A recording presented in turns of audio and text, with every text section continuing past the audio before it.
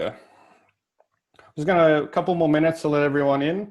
For those who don't know me, my name is Oliver Maruda. I'm one of the co-founders of the Whisky List, and the guys from Tassie Whiskey Week have asked me to co-host this virtual tasting tonight with all these wonderful distillers. So I'll be sort of guiding through, moderating some of the questions from the audience. So if there's any questions as everyone's joining, please just put it into text into Zoom down the bottom there.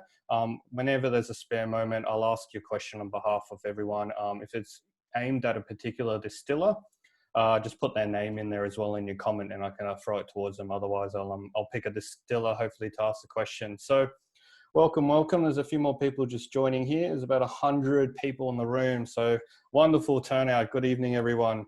So my name is Oliver Maruda. I'm one of the co-founders of the Whisky List. I'll be your host tonight. We've got a wonderful program of, a panel of discussion of distillers tonight, as well as sort of, jumping through these wonderful Tassie whiskies. I know there's a few people still waiting on their kits. The guys from Tassie Whiskey Week asked me to send our apologies. Australia Post is, they've been on the phone all day to try and get those kits to you guys. And I think there's 10 kits or something haven't turned up yet. So our apologies there, but hopefully everyone else has got their kits ready to go.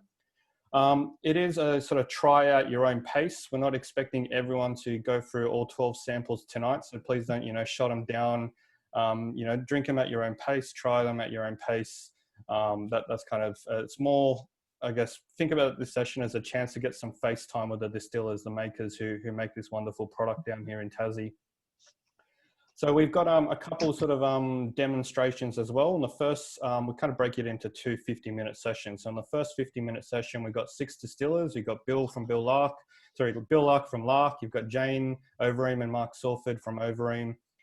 Chris Cordonen from Launceston, Cam Brett from Spring Bay, Christy Lark from Killara, and William McHenry from McHenry is sort of the first session. The second session, which will start about 6 p.m. We've got Heather Tillett from Sullivan's Cove, John Jarvis from Hobart, Matt Fountaine from Old Kempton, David Kaneki, sorry for the mispronunciation, from Sheen, Peter Bignell from Belgrove, and then Alex Morsey from Dark Valley as well. So we'll break it into 2 separate panel discussions, about 50 minutes each. In the first one, Overeem will sort of kick off and give us a quick demo of how whiskey is made by a quick tour through their distillery. In the second session, David from Sheen will give us a quick overview of the barrel sort of cooperage program that he has over there in terms of breaking down a barrel, how they char it, how they bring it back together as well. So, and then otherwise, we'll have bring in your chat, throw in your questions, and then, we'll kick off. So I'll hand it over to Bill Lark from Lark Distilleries to kind of give his welcome. There's a few people still joining, but Bill, over to you, mate. Just unmute you. There you go, unmuted. There we go. Yeah, thanks, Oliver, and welcome to everybody that's come along to join Tas Whiskey Week. We've been going for a couple of years now with Tas Whiskey Week events, and we found ourselves this year in a very strange situation and wondered whether we'd even have a Tas Whiskey Week, but thanks to our wonderful committee, an executive officer, we've been able to put together a Whiskey Week. We've had 4 live events in Tasmania, 1 in Burnie, 1 in Launceston, and 2 in Hobart. But tonight for me is rather special because this is probably going to be one of our biggest Whiskey Week events ever, where we've got people from all over the country attending at the one time. How wonderful is that? And thank you everybody for coming along and attending Whiskey Week. It's great. So Oliver, you managed to put together and the committee a great lineup of distillers and an opportunity for people to reach probably more distillers at any one time than they've been able to in the past. So I think it's going to work really well. I'm looking forward to tonight to getting some feedback from the guests, the many guests, and there's well over 100. I think there's some, might be close to 200 people that will be signing in during the night. So how fantastic is that? So I'd like to thank also the distillers that are representing their products tonight and presenting to all of the guests that have signed in. So thank you very much to them. And again, thank you all for tuning in. So we probably don't want to waste too much time, Oliver. We've got a fair bit to get through. And I know you've asked people to taste whiskey at their own pace, but it's probably not a bad idea to have at least one whiskey in your hand to start with. So if you've all got your whiskey packs open and poured yourself a whiskey, let's get settled into the night and start off. Apparently, Oliver, you'd like me to kick off with the Lark Whiskey. Is that right? Yeah, we're going to spend about 2 minutes each, the first 6 distillers, if you don't mind kicking off with the Lark Whiskey that we're tasting tonight. Yeah, look, I'm very happy to. As you all know, Lynn and I have been involved in this industry for about 27 years now. And when we started, we never envisaged that we would do anything other than a single malt whiskey. And for a long time, that was always going to be a single cask, single malt whiskey. We've stepped back a little bit now. I'm enjoying the role as an ambassador for Lark. But the company down there, Chris Thompson, one of the head distillers, and the team have done something I thought we'd never have an opportunity to do, and that's put together, for Lark at least, our very first marriage of 3 single malt whiskies. And so tonight, what we're starting off with here is what we call Symphony. Symphony number 1, and that's because we will do future marriages. The great thing about this is it incorporates a well-known brand, Overeem, and you'll be hearing from Jane very shortly. But this whiskey is a marriage of some of Overeem's whiskey, Lark whiskey, and some from the Highland Distillery Nant. It's something I would probably have never thought to put together myself. I've always been a single cask person, but one of the things that I'm staggered about this whiskey is it still represents the signature of all of Tasmania's whiskey, that beautiful, lovely floral note on the nose. It's a very accessible whiskey. It's a whiskey that is able to be enjoyed at any time of the day. I think most people know I'm pretty well known for saying I enjoy a breakfast whiskey. This one would cover that nicely, but I find it also works very well. I'm sitting here in Cam's house in South Hobart with a beautiful fire going. It's a little bit chilly out there today, and it's actually working very nicely today. So let's kick off the night. This is our whiskey Symphony number 1, and there'll be more of those to come. So thank you very much. I hope you all enjoy this and enjoy the rest of the night. Thank you. Awesome. Thank you so much, Bill. Jane and Mark, are you guys in the room? Yeah, we're ready to go. Hey, guys. Hey. Thanks, Bill. That was, it's absolutely beautiful. Beautiful, Bill.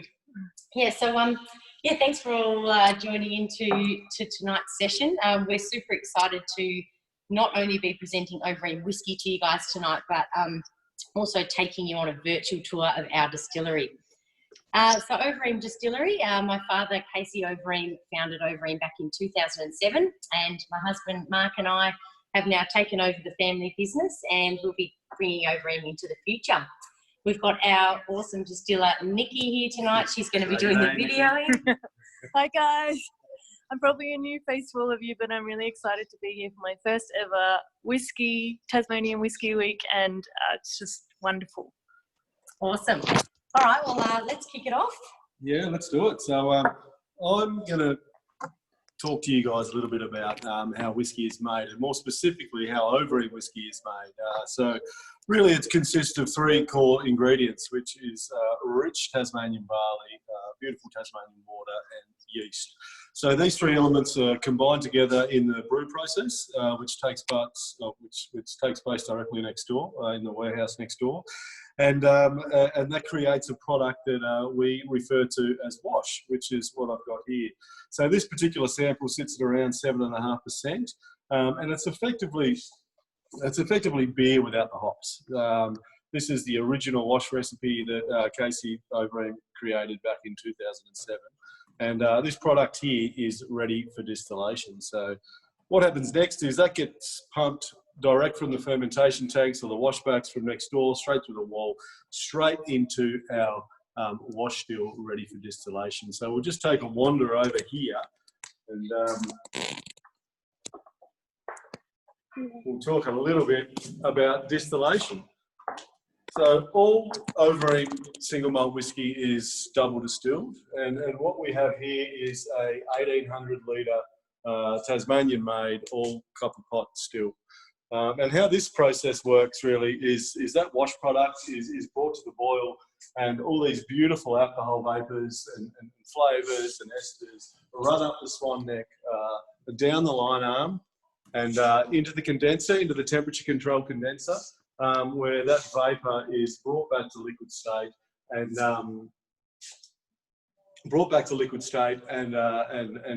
collected in this vessel down the bottom here, which is ready for, which we refer to in the industry as low wines. This process takes about 10 to 12 hours, and the low wines sit at around about 26% ABV. So following this, on day 2 of distillation, the second part of the distillation, which we refer to as the spirit run, this is probably the more critical part of the 2 distillations, where the distiller, through sensory evaluation, selects exactly what spirit that they deem suitable for maturation in barrel.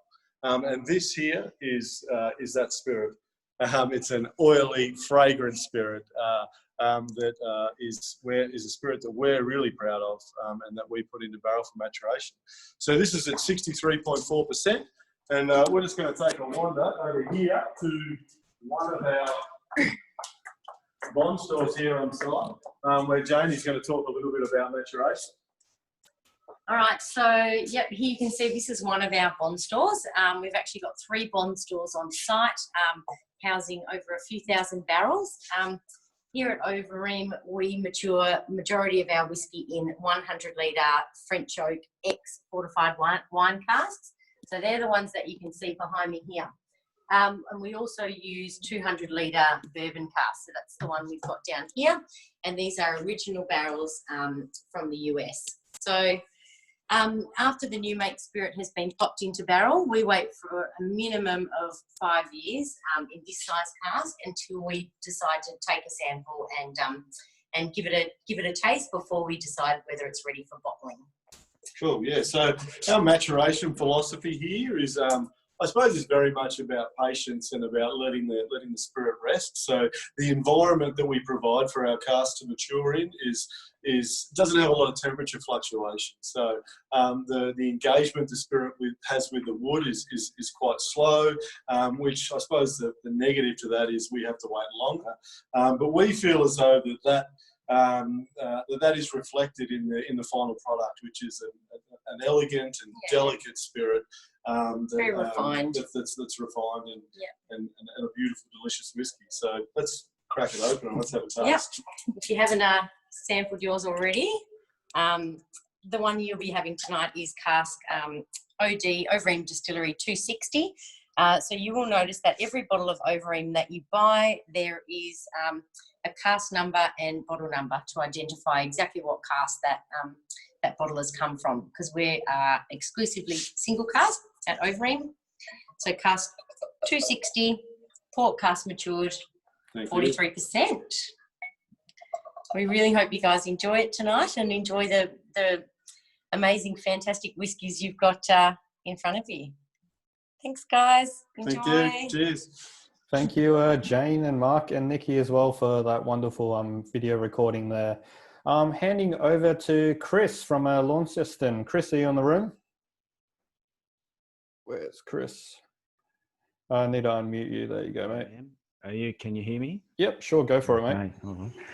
Well, thanks for the opportunity, and really excited to be part of Whisky Week. We've had a couple of good events in the north, up in Burnie during the week, and Launceston last night. So it's, even though we're a reduced Whisky Week, it's certainly been a great one for us. For people who don't know Hangar 17 or Launceston Distillery, both names seem to get used interchangeably. I guess, look, we are Launceston Distillery, but like a footy team, we have a nickname, and that seems to be, H17 or Hangar 17 because of our location. And we're here at Launceston in the oldest aviation building in Tassie. We've had product on the market for about 2 years. We've been distilling for about 5. And in our humble little setup, everything happens from pretty much we buy in the malt through to the bottle. Everything we do everything on site. And to date, we've been filling a range of casks, everything from 20-litre casks through to 300-litre casks.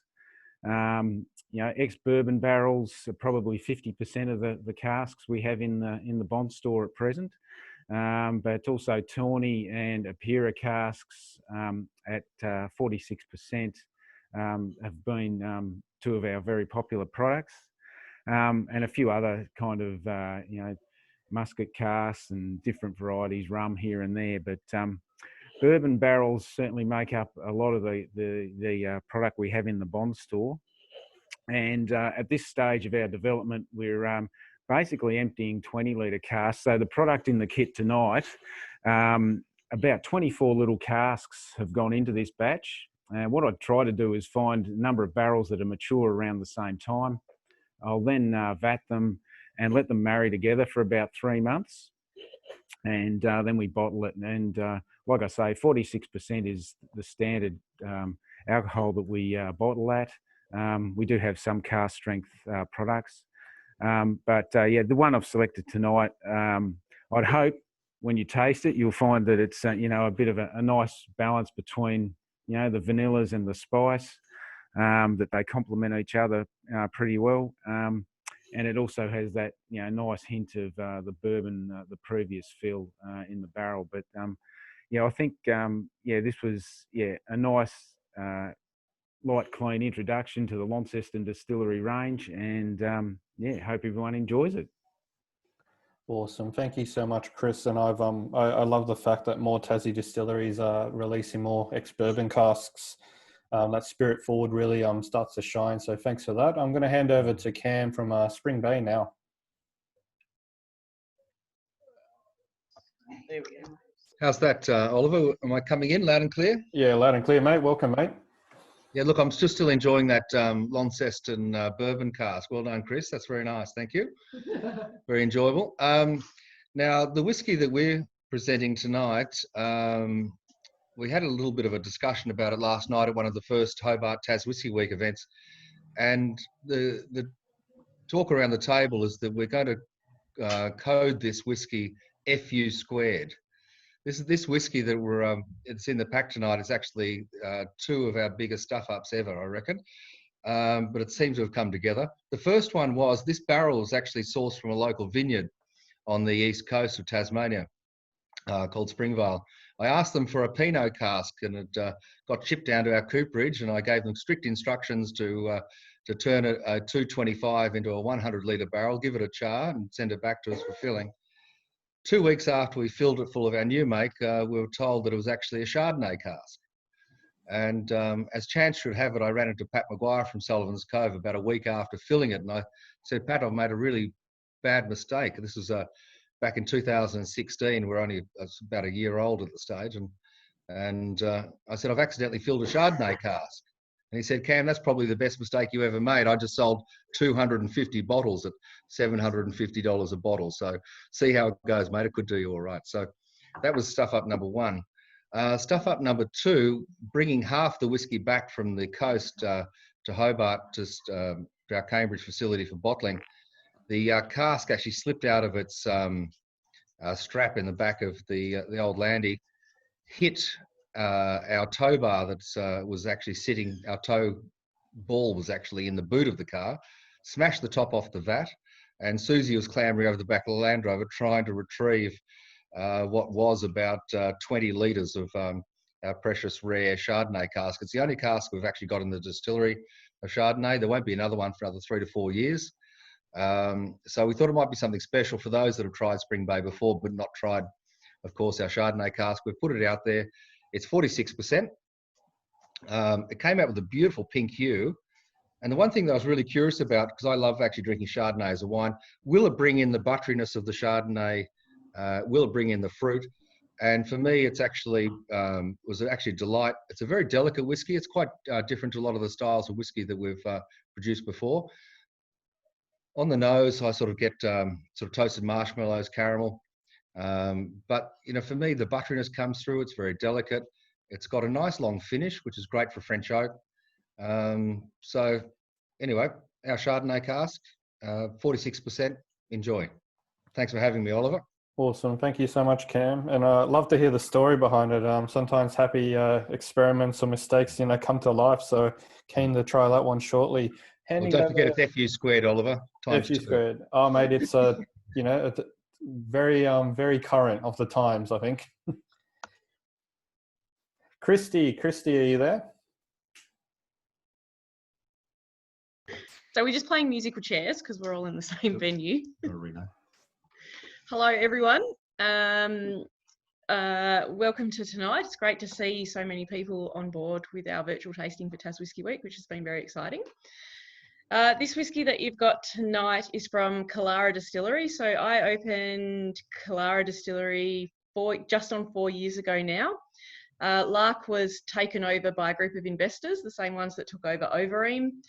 And although it's not family owned anymore, it's given me the opportunity to open Kalara, which I've done. And this is the very first 100-litre barrel that I'll be releasing. It's not available to the public right now, but you get a special pre-release tasting, which is exciting. It's from a tawny port barrel. It's 46% and it's got those really nice rich characteristics that come from the unique shaped still that I have, which is similar to the Lark one that I learnt on when I learnt to distill from Dad. My still is affectionately called the rocket ship, which is given its unique shape, and it produces a really rich, thick, oily, really mouth-filling whiskey, and I'm hoping that you'll enjoy that one tonight.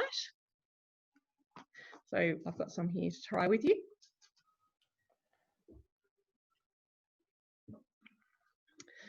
So yeah, I'm really excited at the moment. I'm about to open my new distillery, which I've been building out at Richmond. I've got 26 acres out there.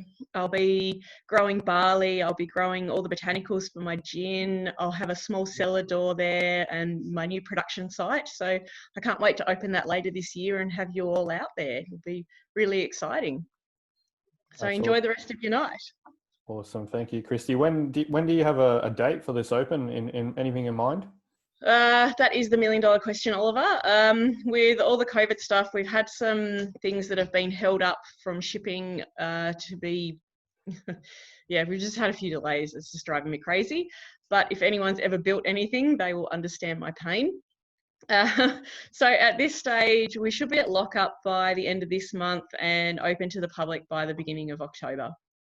That's awesome. Can't wait to come visit. I was down there last year just when the ground was broken, so it'll be great to see the roof now next time. Yeah, it's really exciting, and I just love going out there, and I can't wait to get all the gardens established, and you'll be able to sit out on the grass and enjoy a nice G&T or a whiskey and watch the sunset. And yeah, it's a beautiful property. We've got the river there, and we've got beautiful forest and lovely area. Well, sounds like bliss. And lucky last, handing over to Bill from McHenry. Bill, are you in the room?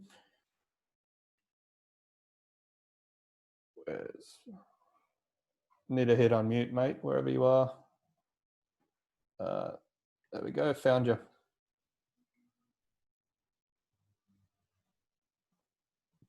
Can you hear me? Yes, now we can hear you. Good. Oh, can you see me? Yes. Great. Cheers to everyone. Look, first, before we go on, if I can have a toast to my son Hamish and everyone out there, Whisky Week. Sante. Whoa. Sorry about that. Can you speak up a tiny bit, mate? It's a little bit hard to hear. Okay. So tonight you're drinking, enjoying. This is an outside broadcast. I've probably made a bit of a mistake because it's raining here at the moment. You're enjoying a double cask we did for Vintage Cellars. It's a series of 5 whiskey releases. Every release is slightly different. This one's double cask American oak and then finished in a small port barrel. It's tempered at to 46% with our spring water. We're lucky. We've got natural springs that come off the mountain behind me, and they give us really soft, sweet water. And so in abundance, whiskey distilleries do consume a lot of water, and the volume and the quality of the water is important. I'm sitting in front of my whiskey vault. So in there, we've got a tunnel that goes into the hill, and we store all our best whiskies. in there. So I'll be bearing in there tonight just to see how things are travelling. Anyway, that's it from me. Enjoy, everyone. Awesome. Thanks, Bill, for that. And questions just come from Reese in the audience. How are your eyebrows made after that display? It's good, actually. All the grey ones are gone now, so I'm very happy. Great to hear. All right, that's sort of kicks off sort of the first part in terms of, a quick overview about the whiskies, but now I kind of invite our first 6 distillers for sort of a group panel discussion. If you any questions from the audience, please jump in, send through those questions over chat, the text chat there, and we'll ask them up. I guess my first question, we just saw how Whisky Is Made. So for those who don't know, hopefully the demo that the guys from Overeem took us through, you make a beer, you don't add the hops, you distill it twice into this clear spirit called New Make, and then you chuck it in a barrel for at least 2 years in Australia to be legally called whiskey. So hopefully everyone kind of knows the story of how Bill sort of took it up to his local politicians to kind of change the laws, and about how many years has been now, 22 something years. We've got 50 something distilleries now in Tassie. You guys are leading the way, and nationwide. This is definitely the home of Australian whiskey, is what's being made down here. As these questions start coming in, I'll jump on. But yeah, so 54, I think, or 55. There's a couple new distilleries actually just launched their whiskies. I think 7K distillery. They've launching their first whiskey this week as well. So. Yeah, there's a bunch of new distilleries coming online, but yeah, minimum 2 years in oak are required to call whiskey here. But yeah, please get those questions coming through. The first question, before I get to the audience, is just wanted to chat through how's all the distilleries coping with COVID? Have you guys had to change up your processes? Are you guys still operational? I know globally, especially in the US and in Scotland, a lot of the distilleries over there have had to shut down production for at least 3 to 6 months. Are you guys all down here still producing whiskey as kind of business as usual? Feel free to jump in.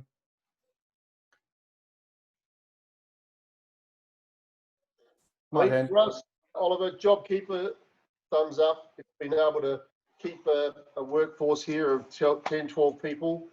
We've been doing a lot of building work at the distillery, so we've been able to consume our time really developing the business here and putting in a brewery, putting in new bond stores, cottages and so forth. So when COVID ends, and it will end, we'll be ready greeting all those beautiful mainland visitors.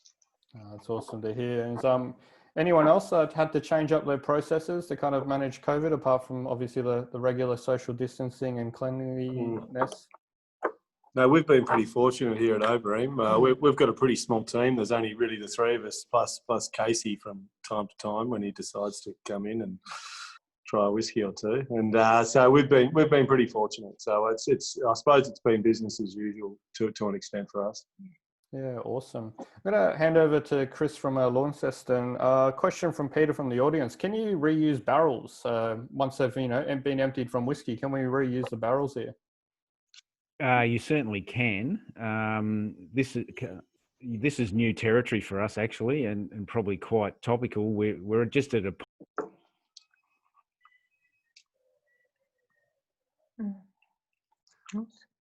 Sorry, I think we just lost the audio, mate. Sorry, can you hear me? Yeah, sorry, got muted.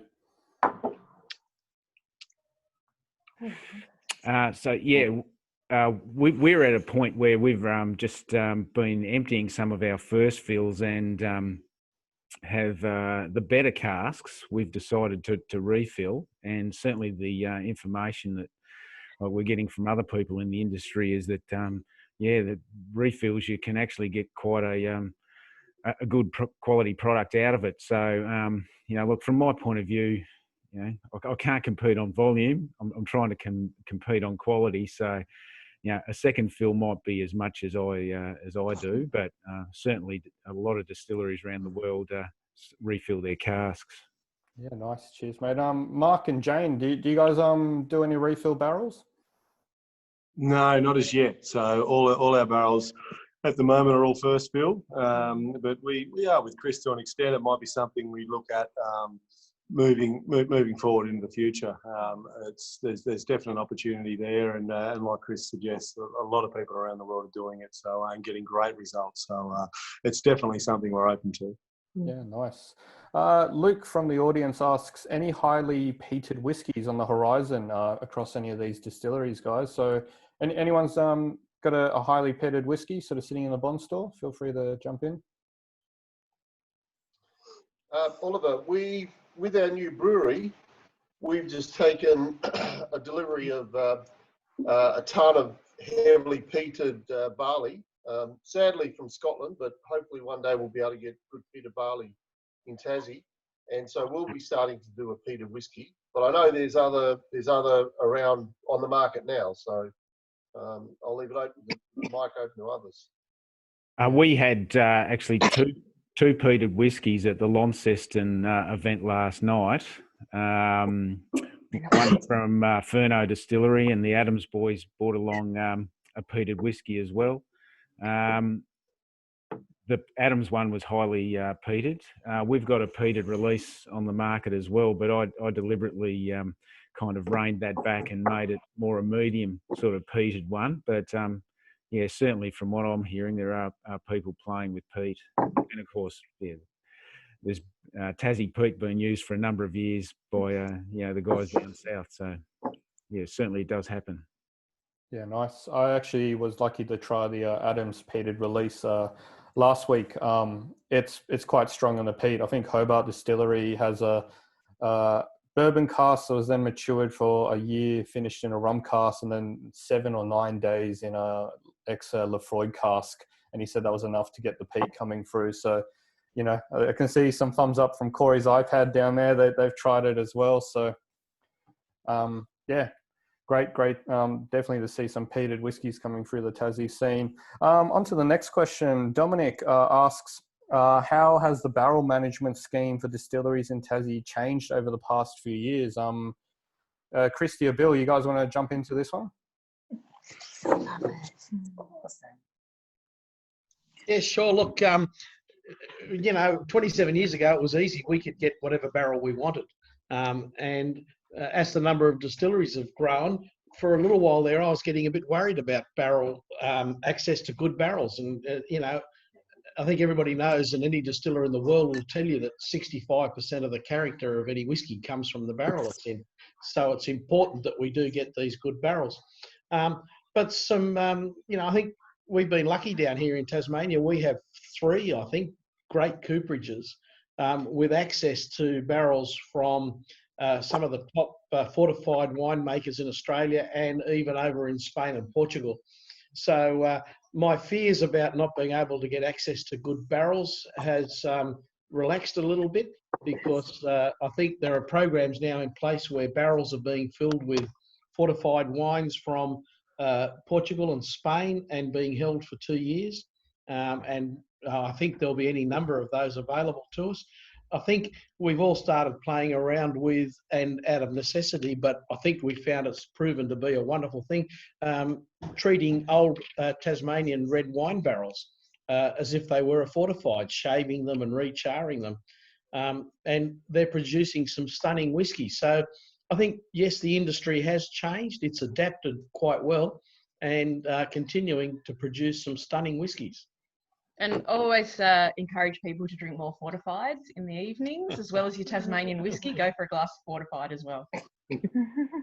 Is there a particular favourite fortified that you recommend? I don't know. I've come across some really good Australian ones. So try and support Australian first. If not, go international. Yeah, I think we're lucky. We've always had a very good relationship with, say, Seppeltsfield, and they've got Tawny port barrels that go back, Para port barrels, sorry, that go back to 1878, and we're lucky to have access to some of those. And Australia makes some great fortifieds, but I have to say, some of the whiskies coming out of shaved and recharred Tasmanian Pinot or South Australian Shiraz barrels is stunning. And when you think of a red wine barrel or a fortified barrel, a red wine barrel shaved and recharred is really a bit like a a fortified barrel been deconstructed. What is a fortified wine? It's a wine that's been stopped during fermentation with strong alcohol.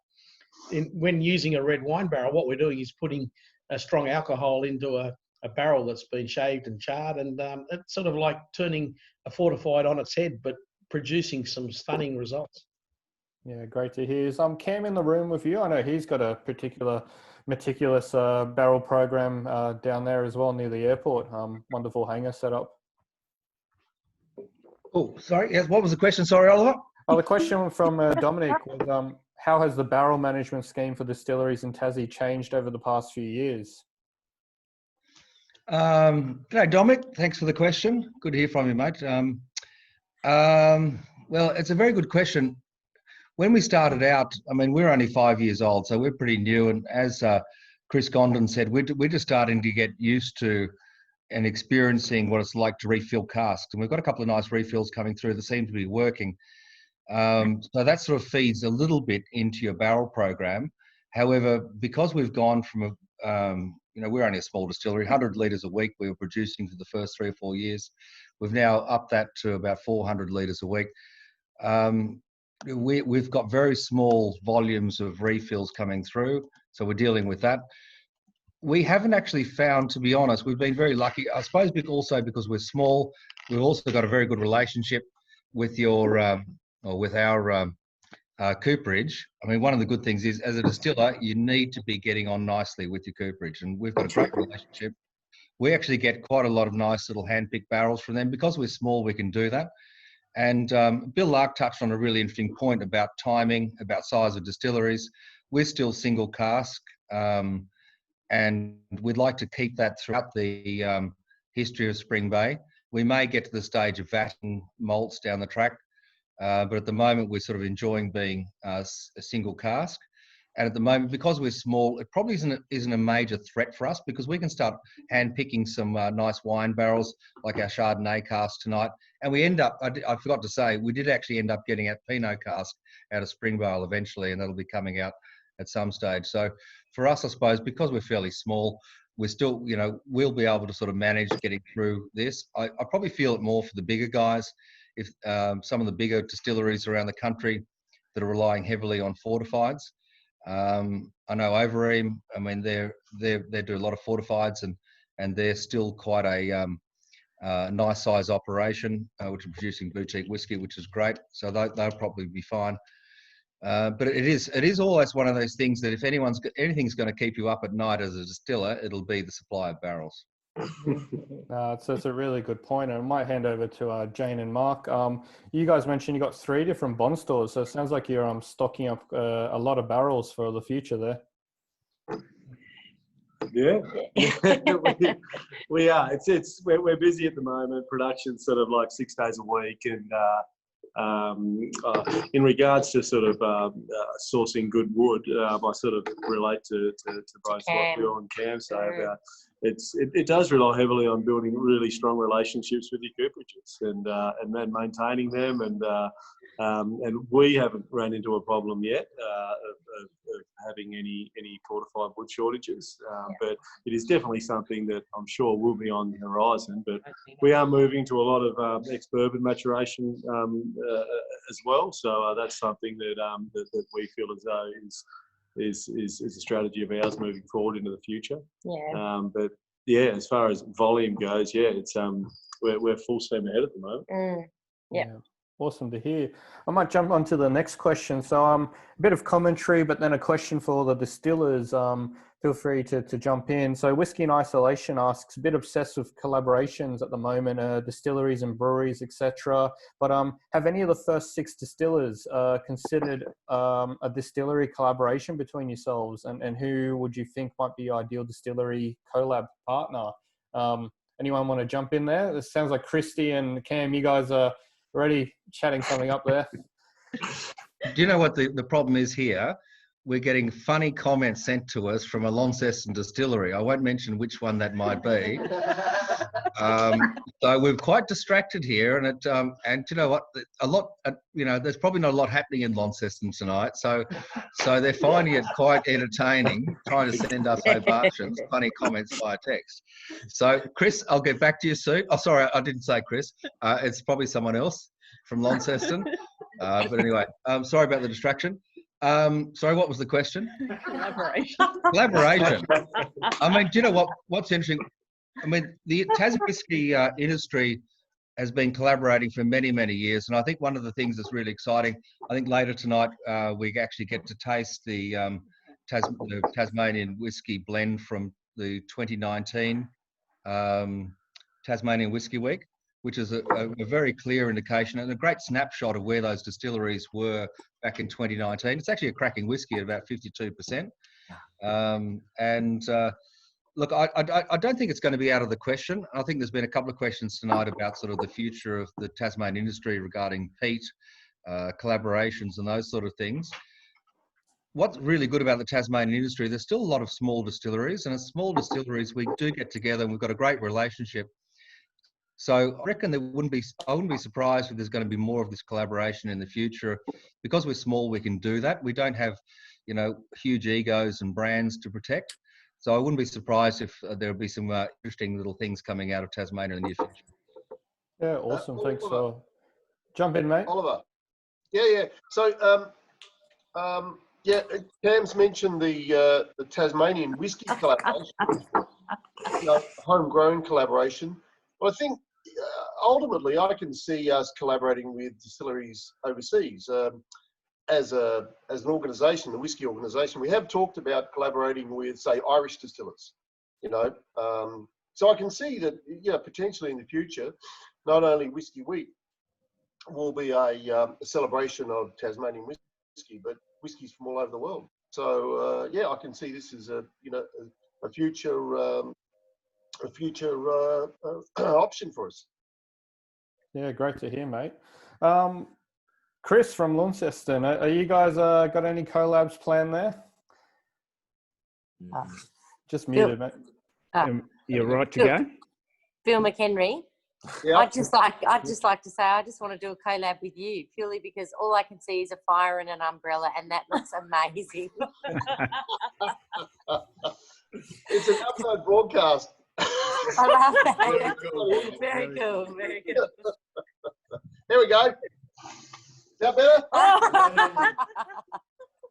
I like it.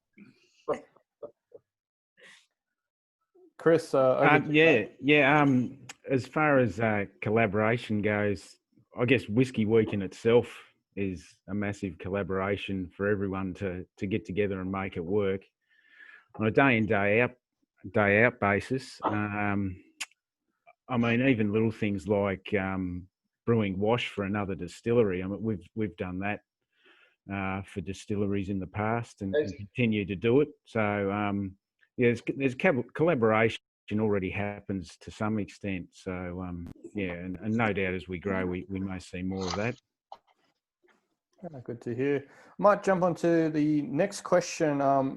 Manfred asks, anyone doing any private barrels in terms of just selling it to the public and sort of maturing in the bond store? Any of you guys got any of those programs up and running? Well, we do one where we at Launceston, where we basically people are pre-purchasing the bottles. It's not a financial investment scheme in any way. It's just people get to choose their barrel, see it being filled, get their labels personalised, and they're part of the whole maturation process. They see that from start to finish basically, and they're able to put their little stamp on their bottles by choosing their barrel and also choosing what strength they want it bottled at. So I'm sure we're not alone. There are other distillers doing that as well. Yeah, I know there's a few other Tassies doing it. I might keep, the questions are coming in hot and fast, so I might keep the flow going. Next question is from Reese. Do your whiskies get influenced by the latest trends? And if so, what are the trends, or do you just do what you love? I might hand over to to Cam there, you're on the screen. Do you are you a trendsetter, or do you kind of follow what everyone else is doing? Oliver, seriously, do I look like a trendsetter? I love it. Jane, I think you laughed a little bit hard at that point. And Mark, I'm going to say you did too. So thanks very much, the Salford Overeem team, for that. It was actually a joke, but I feel really crushed now. No, but seriously, do you know what?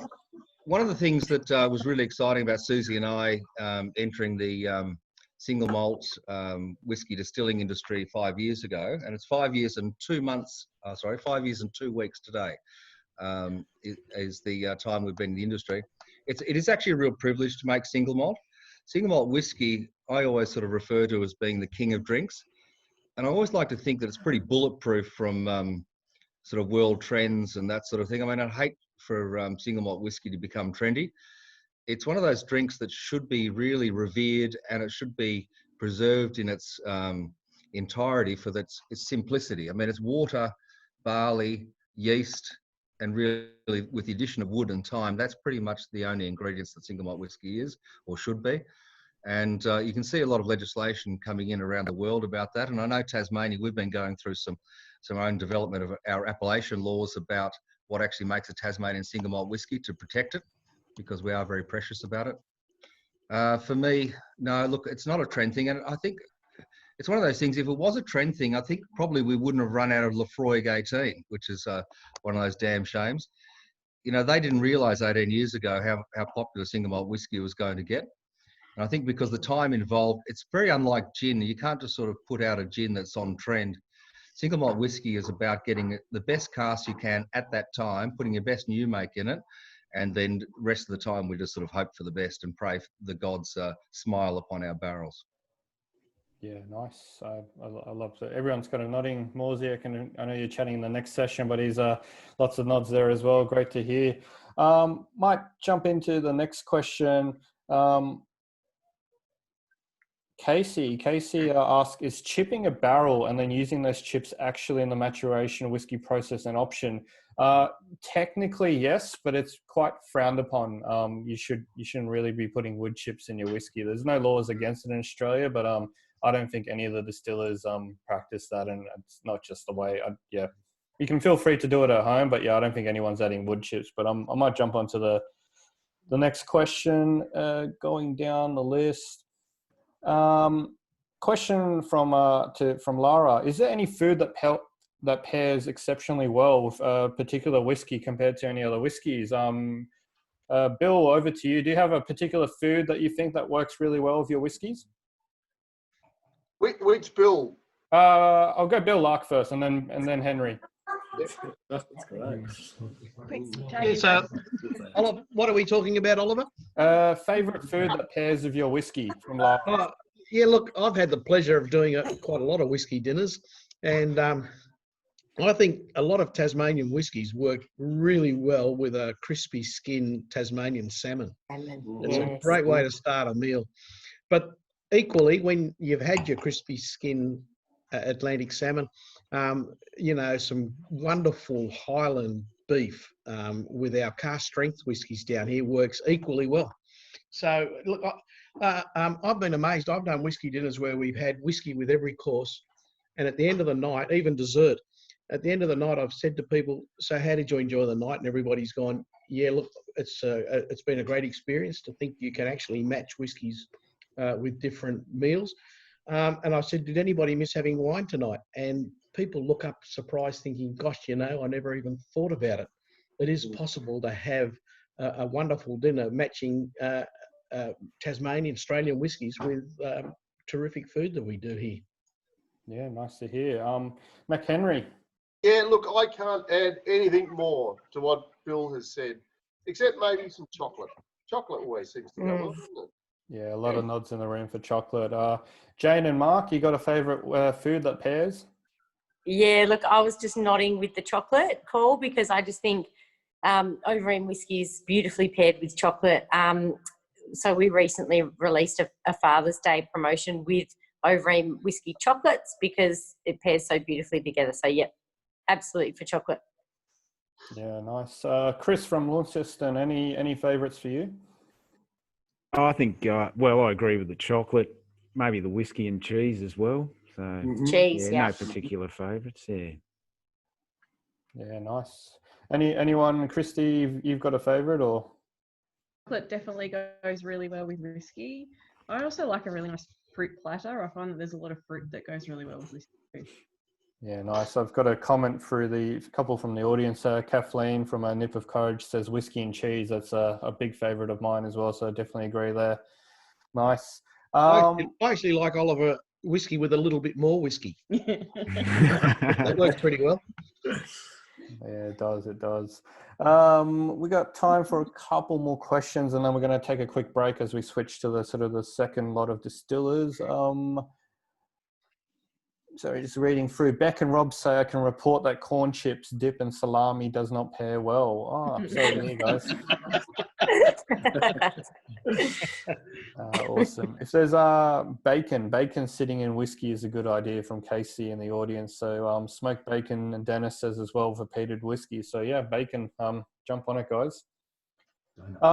Any other sort of last words? I know we're kind of trying to keep to time here, and then we'll take a quick break. Does anyone else want to kind of chime in? I think Bill, you always Bill from McHenry, you've always got a few extra things to say. What do you mean you've got my biggest question to you is, why did you build a tunnel to mature your whiskey? Is there a big reason you're putting it underground?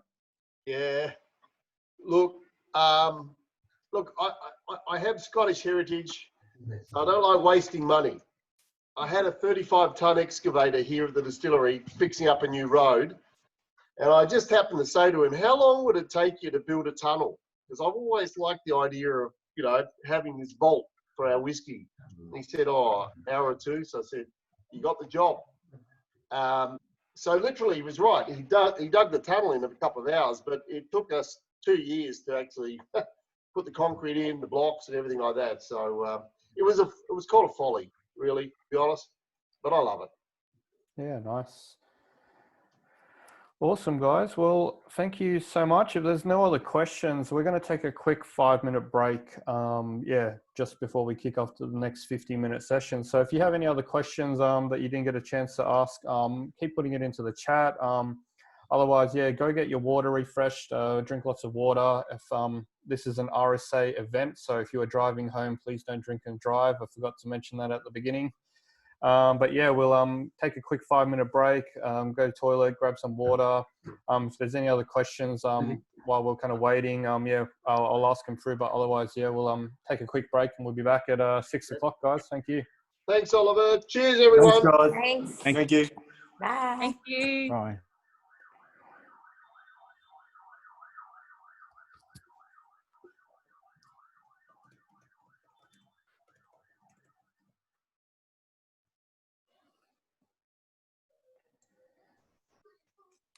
Hey, Oliver.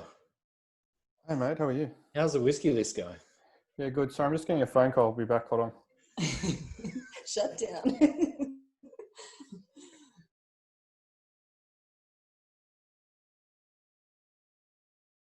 He's pretending to talk. Hey, Corey, are they real bottles of whiskey behind you? They are, mate. Yeah. Mate, what a collection. Are they all Tassie? Everything behind me, up the top, is some Japanese, but otherwise, I'll take it back a little bit. Otherwise, this wall is Nice collection, mate. Yeah. is Australia. Yep. No. Including Brilliant. including the lovely Christie's. Where is it? Clara. Yeah, nice. Oh, delicious. Yes, you do some very lovely stuff, Christy. Delicious. Good collection there. Thank you. Appreciate that. Oh, it's amazing. No, we appreciate it. I can't wait to show you around when the new distillery's open. Oh, we can't wait to come down. So, and Andrew very much appreciated the lovely note. So, thank you. No worries at all. It was very sweet. Thank you. But how are we all finding these nights? Well, this is the first virtual one I've been in. It's been fun. Yeah, they've been wonderful. They've been very expensive for me, but and that we seem to buy everything afterwards. But they've been fantastic. It's a bit creepy, that old mate sitting in the dark with the umbrella and the fire. Well, I'm coming to you from stage 4 lockdown in Victoria, so you can all be grateful you can go outside at the moment. Yes, We've all chosen to stay inside. Exactly. Apart from those Victorians on the call, which I'm sure virtuals have just become the way of life these days. That's the new tasting. I don't know what we'd do if we have to sit in a room together after this. Yeah. We'll just stay away from us Queenslanders. We'll be happy. That's it. You poor guys, how are you all coping down there? It's been tough. Yeah, well, the saddest thing, mate, is just that you can see these venues that keep getting the goalposts changed. You've got bars that adapt to the new way of doing it, and then there's a change, and so they've got to shut down again or change again. And for the punters, consumers out there, I'm sure they're just worried that you'll come out of lockdown, but half your favourite venues will have shut. Yeah. It's been heartbreak. Andrew and I got a group of accounting firms, and we've just got a lot of clients. You just see the heartbreak with, this is their dreams. Not people see it as money, but this is their dreams and everything that they've wanted to do. Yeah. I mean, we got some places down here which, like Whisky and Almond and Casa Divino's sort of Australian whisky institutions. It's their 10th anniversary years this year, and they had like an agenda of amazing stuff planned. And then it's just, there's not going to be able to be done until probably 2021. Realistically, that's what we're looking at, isn't it? Yeah. So that's all sad, but everyone's just pulling together, and like all the bars shifting to do takeaways and baggies and little things to run these type of events is good. And I think the community support, I mean, it's also great because you get people in different states being able to visit Whisky and Almond and that kind of thing. Yeah, definitely. Albeit virtually. Yeah, so everyone's pulling together. It's great. Whisky and Almond, their little whiskey satchels. How good are they? Exactly, mate. Yeah. Packets. I tell you what, they still seem upbeat, and they still keep on keeping on those boys there, despite it doing it tough. Yeah. Anyways, no one wants to listen to me. I'm going to mute.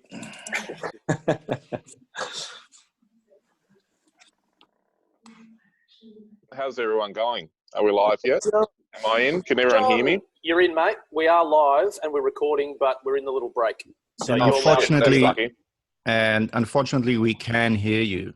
I'm eating a pizza. I just had this tour group here, and it was a bit messy. So I have a coffee and I have a little mini pizza.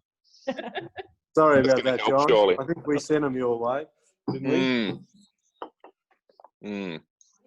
I thought I was going to have to get the forklift to lift one of them downstairs. No, they were good. They were a good crew. They were a good bunch. Did you find Jane's phone? No. No. Can you get in touch with them, please? Because someone's taken off with it. Well, they all sort of swore that they didn't have your phone. They checked the bus and they were They need to check their goodie bags. all right. Have you got Lee's number? Maybe Yeah. ring him again. Lee's pretty all right. Just text me, actually, All right. John. You text me. We've located the device. They've got it. Apologies. I have it now. I knew they had it. How does that even happen? Too many whiskies. Too many whiskies, a few Okay. phones on the tables. I think people just grabbed and left when the bus arrived. I can sort that out. So just a quick roll call. Have we got we've got Heather, John, you're there, Matt from Old Kempton. Are you still in the room? Yep, I'm here. You got your video on? I can't see you. Oh, there you are. Awesome. Yep. Sorry. It's like he's laying on a table of whiskey samples. Cool. Morsey. Got your mate loud and clear from me. Cool. Just waiting on Peter Bignell to join the room. Peter tried to ring me. I He's having a know. bit of trouble joining. Oliver, Peter can't get in. Yeah, I know. I'm trying to So maybe all the first distillers can drop out so that the new distillers can drop in. Might have to do it. I did set a higher limit for the number of participants, but Zoom is playing up. My apologies for that.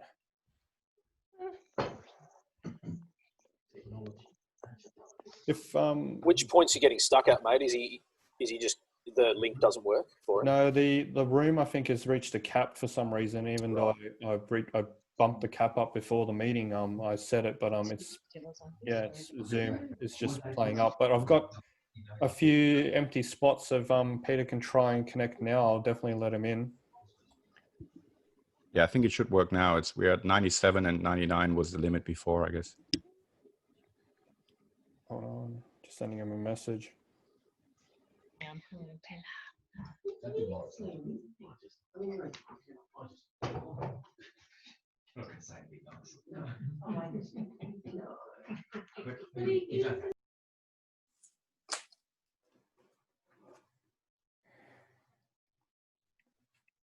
Hey, Christy, are you able to call Bignell and just let him to try and connect again?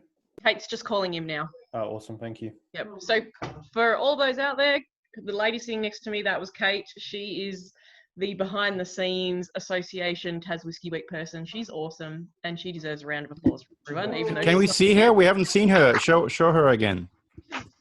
back. She's just on the phone to Peter Bignell, letting him know that he can get back in. But I'll bring her back in and introduce you all to her because she's awesome. So. It's funny reading all the comments from everyone. About not being able to get on.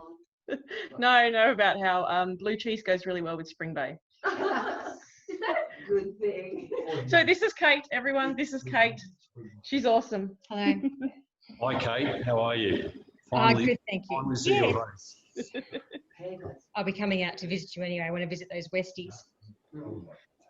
My apologies, Kate. I set the limit to 500, but Zoom is just not playing up tonight. I really feel bad for the people waiting to get in, but we'll try and get Peter Bignell in at least, and we'll share the recording round afterwards to everyone else. Yeah, I know it's sucks.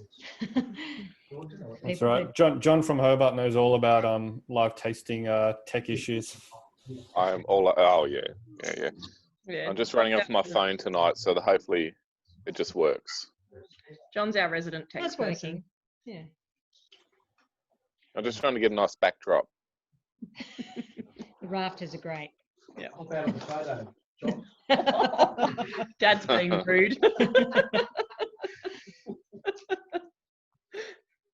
I have a gimbal now as well, so I can like even just do stuff like this. I don't have a glass of wine, Susie. Wow. Good help is hard to find. I know, right? This is bad for dog allowed, so she'll pretty well much in everything. Oh, look, she's worshipping you now. Probably like a little Abby loves Yeah. Apologies to everyone at home. We're just waiting for Peter Bignell to join because he's definitely much needed personality in the room for the second session. Well, that's hurtful, Oliver. You have all these other personalities. Oh, but it's we're all here. You know, I don't think Peter's stressing out, so I'm keen to have him in. I think this is mine. Sorry, it's disintegrating over here. Put it down. It's there, guys. All right. So that's. I come from a long. And any luck with Peter on the call there, Christy? Did you get hold of Peter? I couldn't. I was coming through his headphones, and he was then trying to get in. Hang on, I'll give him another try.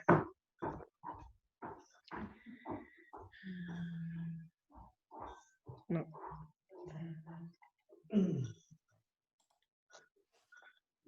children on there. Does anyone have any food allergies? No, because there's there's a different Peter. Ollie, I can see him, mate. There's a Peter Bignell in the room. Peter, But how do we announce the Peter Bignell? There's only definitely one Peter Bignell. The one and the only. But if anyone has very unhelpfully changed their name to Peter Bignell to mess with us, you can get kicked out. It's genius. I wish I'd thought of it.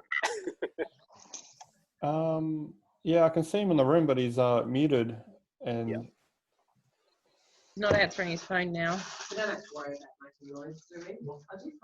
Peter Bignell, if you can hear us, put on your video, unmute your mic. Let's get this thing started. Are you there, Pete?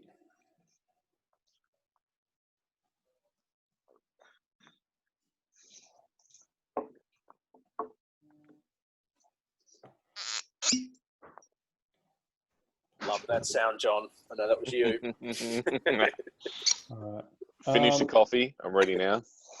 I think we might kick on. I've just got a text message saying having local computer issues. So let's kick off the second session, and as soon as Peter can join us, we'll hopefully get a few words from Peter as well. So apologies for the delay, everyone. My name is Oliver Maruda. I'm one of the co-founders of the Whisky List, your host and MC for tonight's virtual whiskey tasting of Tassie Whiskey Week. So hopefully you guys enjoyed the first part. We had the team from Lark, Overeem, Launceston, Springbay, Clara, McHenry, walking us through sort of some questions, their whiskies as well, and a wonderful sort of video tour of how whiskey's made from the Overeem guys. The second session's all about Sullivan's Cove, Hobart, Old Kempton, Sheen, Belgrove, and Dark Valley. So welcome to Heather, John, Matt, David, Peter Bignell will join shortly, and then Alex Morsey. Thanks. Welcome, everyone. Thanks, Oliver. Just letting a few people in the waiting room in. Here we go. All right, so I might just hand over to Heather. So what we're going to do is 2 minutes roughly each. We'll go through each of the distillers. They'll talk about their whiskies, and then we'll hand over to David from Sheen. We've got a short video to play about how whiskey barrels are basically brew-coopered, made, and then charred, matured. So he'll take us through that, and then we'll kick off into sort of the presentation. And then at the end of the six sort of whiskies, John will also present the blend as well. So I'm keen to chat about that one as well. But Heather Tillett from Sullivan's Cove, over to you. Hey everyone, how you going? It's lovely to be joining you all today. I was set up next to the still, but it started pouring down rain, and because we're in basically a beautiful big shed in the industrial Cambridge, you can't hear yourself think, so I had to come into the cellar door, so that's all right. Couple of flashbacks to the first setting this afternoon. My favourite food pairing for whiskey is anything salty and anything fatty, which obviously means flavour, so can't go wrong. But yeah, spirits just cut through the fat stuff particularly, and I just love it all. And it's interesting to see that so much of the discussions have been about barrel programs and refilling, because that's exactly what you've got from us here from Sullivan's tonight. We've got in your glass a 14-year-old refill cask. And this is a bit different for, I guess, the Tassie industry, because so much of the Tassie whiskey as we know it is in large part about the pre-fill. So what was in it before, where it was bourbon or tawny or whatever, whereas this cask here was virgin American oak, 300-litre virgin American oak cask that we've then used twice. Obviously, it's been refurbed in between uses. So this whiskey you've got in your hand is 14 years old, and I think it really showcases obviously the spirit, but also the oak. And you can see it so clearly without the pre-fill influence in there. You get a really, really gorgeous, soft kind of play on confectionery, fruit and spice. Lots of vanilla stuff, really round, voluptuous through the palate, gorgeous long finish, that really nice waxy, typical Tasmanian barley, just throughout the whole thing. So we're really loving these refill casks here at the distillery. We've fallen in love with them head over heels, and we've been releasing a few of them. We've got a few more in the pipeline. So this cask in particular is definitely, there's been a few love letters by some of the distillers written to it. So please enjoy. And I'm looking forward to the comments and the chat. No doubt, I imagine will continue about refills. Cheers. Awesome. Thank you so much, Heather, for that. And yeah, definitely keen to hear more about the refills a little bit later on. Might hand over to John from Hobart to take us through his whiskey. Yeah, all right. Thanks, Ollie. So John from Hobart Whiskey here. Tonight we have our Hobart Whiskey signature, which is essentially a core range item for us here at Hobart Whiskey. Up until now, we've been doing release by release whiskies, and that's worked really well, and we've had a really good response. But we wanted to create a product that was always available, and basically is just the essence of our distillery, which is why it's called the Hobart Whiskey signature. The whiskey tonight is a marriage of small American oak ex-bourbon casks. When I say small, they're not 20s. We don't do a lot of 20-litre maturation. It's all 40, 50, 80, and 100-litre plus casks. been matured in these casks for about 3.5 years, and then we marry them together and finish them in a larger 200 litre Jack Daniel's Select cask. That's what we're using at the moment. You know, the idea is to create a whiskey that's a little bit lighter, and it's sort of funny. I thought we would be one of the first distilleries up tonight, given that this is what I consider to be a lighter whiskey, but we're in the second half. But we are notorious for creating cask strength whiskies because essentially we just make whiskey for us, and I just happen to like really strong whiskey. So look, it's pretty sweet, pretty easy to drink, pretty light, and pretty keen to see what people think of it. It's really just a bit of fun to be here tonight, and if anyone's got any questions, happy to answer. Awesome, thank you so much, John. I think you're in the second half because you pre-booked a tour. You know, that one's on you, mate. Thank you. Cheers for that. I'm going to hand over to Matt from Old Kempton. Hey everyone. Happy to join you all this evening. So tonight I have the first release, Solero. So this is whiskey that has been aging in a Portuguese port tun. So it's a 500 litre cask. And in this cask is whiskey that is ranging from 2 years and 5 years old. And they vary from Pinots, Ports, Sherries, Bourbons, pretty much anything that we have in the bond store that we think will marry well together. So it is 49% ABV. Yeah, it's got a very, very rich colour and is quite delicious. I think with the virtual background, do you mind holding a glass up to the screen so we can kind of see your colour a little bit? So yeah, awesome. That is gorgeous, that colour. Nice one. I think the first thing I noticed when we crack into your whiskey is just the nose that just kind of cracks into the room. So nice work you guys have done there. Gonna hand over to David from Sheen to kind of walk us through your whiskey. 2 minutes, mate. Yeah, thank you. I'm really happy to be here tonight. Tonight you're tasting the Mackie. It's our release, what we call our release 6. This was maturated in 20 litre barrels. So the barrels came from the Williams Winery originally. They were French oak, and they had Australian sherry in them. So when we vatted them, I remember the day very well. It was my birthday, and we tasted we selected these 24 barrels, and seriously, the sense on the palate was unbelievable. A really sweet, long, sherbety type feeling. So we were pretty thrilled to do this. We felt pretty confident with the quality of the spirit. We actually did enter it in the this year, the 2020 San Francisco World Spirits Competition. We were awarded double gold. So every judge gave us a double gold for this. So this is what the bottle, I don't know if you can see it there, but what it looks like. On the back, we have the number recorded and the release 6. I'll just go and grab a bottle. This is one I opened earlier.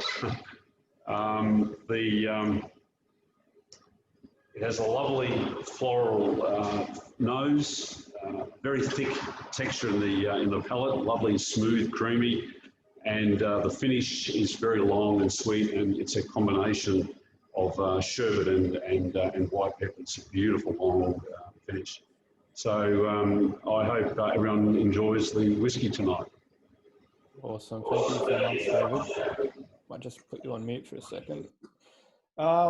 Still waiting for Peter Bignell. I think he's just coming in. Let me add him now. You can all welcome him. We've managed to get him in. Peter Bignell, are you in the room, mate? I think you've just joined. Hello, Peter Bignell. It says connecting to audio. There he is. Peter, you there?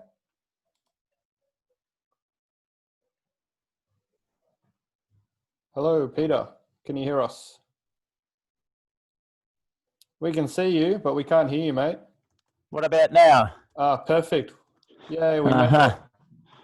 Right, how can I set this camera up here? You might have to wait a few seconds till I find something to set the camera on. I finally got my phone working. No worries, mate. Oh, Apologies for the technical difficulties, everyone, but I'm so glad you could make it. Just there we are. If I don't touch anything, it won't fall over. If I suddenly crash, then I pulled the cord. Mate, you I don't know how you did it, but your timing was impeccable. We were just going through the second session, going through each of the whiskies, and it's actually your turn. So 2 minutes over to you to walk us through your whiskey tonight.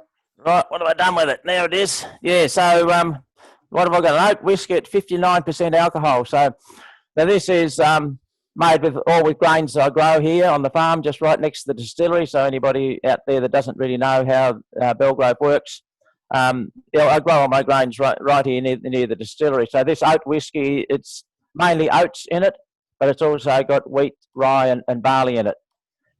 So it's really a four grain whiskey. It's not a malt whiskey, it's a grain whiskey because quite a bit of the grain is not malted. It's only about 20% that's malted. I'm sorry, I've been a bit of a panic trying to get on 3 different devices here. I couldn't get any of them to work. But so all I can do is just have a little taste here. And it's I usually do rye, but I wanted something a little bit softer. And it's at 59%. A little suggestion that somebody made to me was you might send the tasting notes. Put a little bit of water in your mouth and then sip on it and use that tiny bit of water in your mouth and your fruity notes sort of come out a lot better. It has got quite a lot of fruit notes in it. Tiny little bit of spice from the rye that's in there. But it is an oat whiskey that's quite rare around the world. There's very, very few people doing it. I had this oat whiskey probably nearly a fortnight ago in Belfast Whisky Week, where we did a live video like this over there. And it did work, that one. They were voting on it. And most of the scores are 8, 9 and 10s out of 10. So the Irish loved it because the Irish used to make oat whiskey a long, long time ago. But some of the craft distillers over there are starting to do it now. But this was aged in a 220 litre X Pinot barrel, which then had rye in it. And then it had this oat whiskey in it. And the barrel was only half full. So it had a lot more surface area inside the barrel. Up in the roof space, and if you've been to my distillery, you'll notice up in the roof space there's quite a few barrels there. The temperature fluctuates a lot more up there, and so we get a lot more activity pushing the whiskey in and out of the wood as the air inside the barrel expands and contracts. I just taste them now and again until I think they're ready, and this one I thought that's well and truly ready. We actually put water into the barrel to dilute it while it was still in the barrel. And then once we thought, yep, that's down to the right amount, left it there for a few weeks, only a few weeks, and then just back to just siphon it straight out of the barrel through the bottling machine. I don't know, is there any questions out there, or we get them at the end, I think, don't we?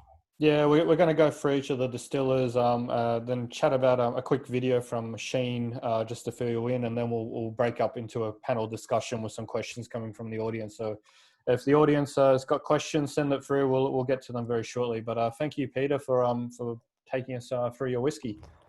Yep, a bit of a panic, sorry, but we got there. No, we did. Alex, handing over to you, mate. Thanks, Ollie. Thanks everyone for having me. It's for those who don't know, and I've met a fair few people. It's Alex from Dark Valley.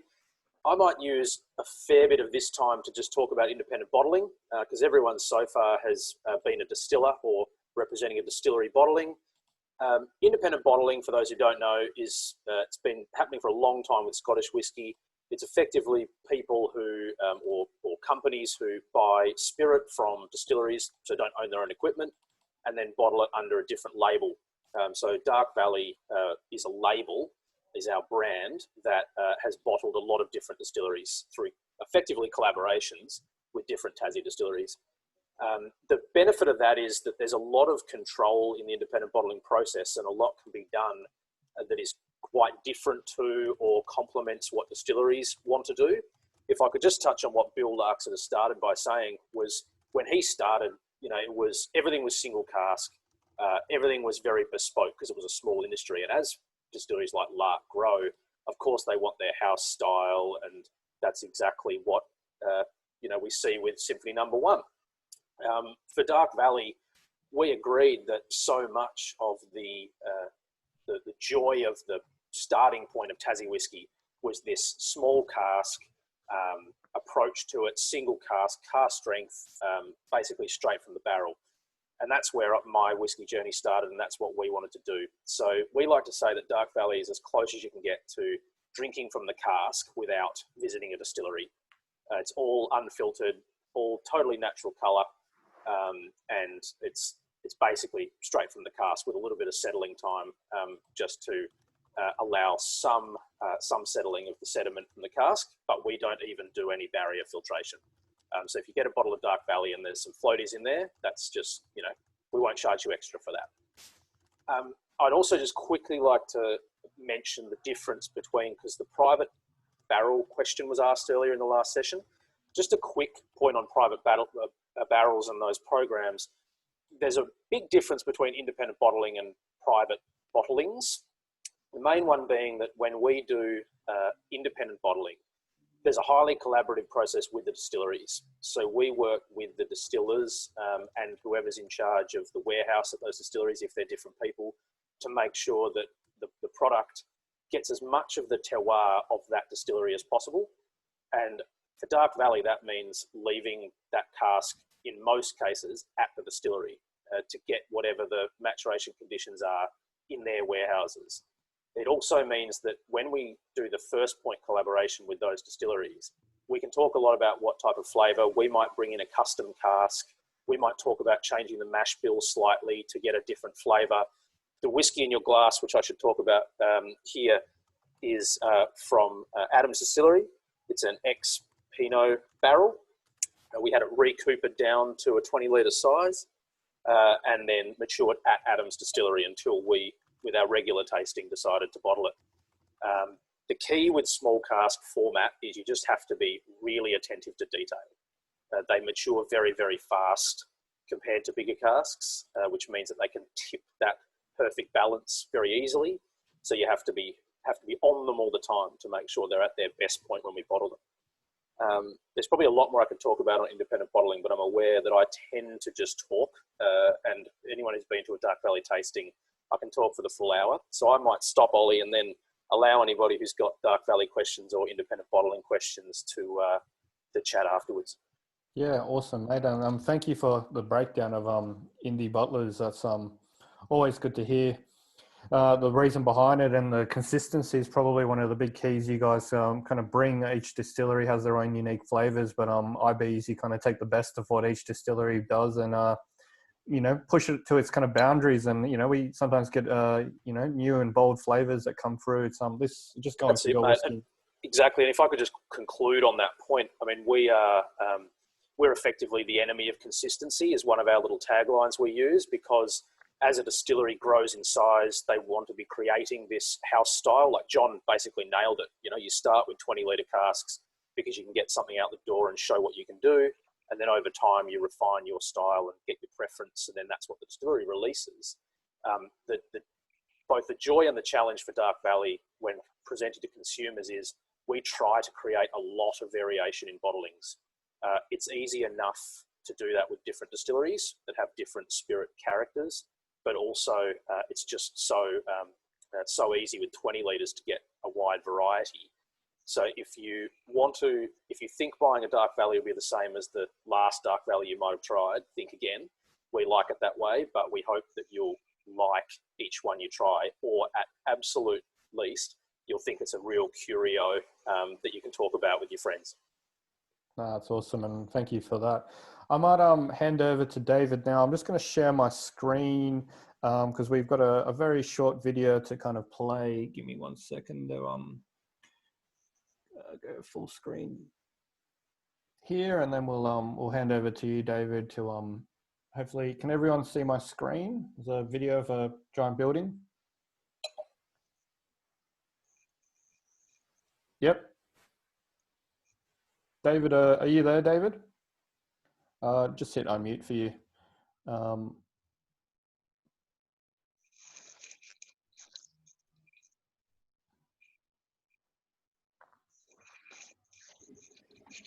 Hello, David.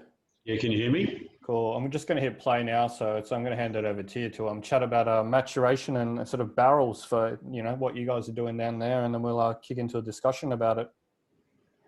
All right, fine.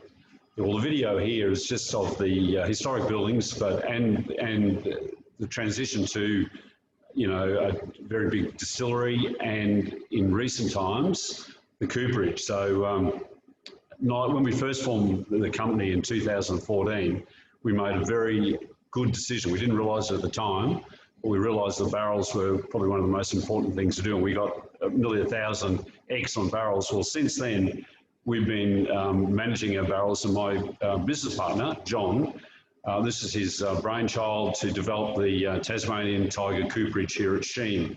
So in the video, you'll see barrels being made. So these are barrels that came from Portugal. They've been shaved, recoopered, and cut back into smaller barrels of varying sizes, where we, like everyone, will be going off small barrels eventually, but we do have some small ones at the minute. But all the workmanship that goes into these. So the barrels, when they're, there's the head, they're charred, the head put back on, and then they are filled.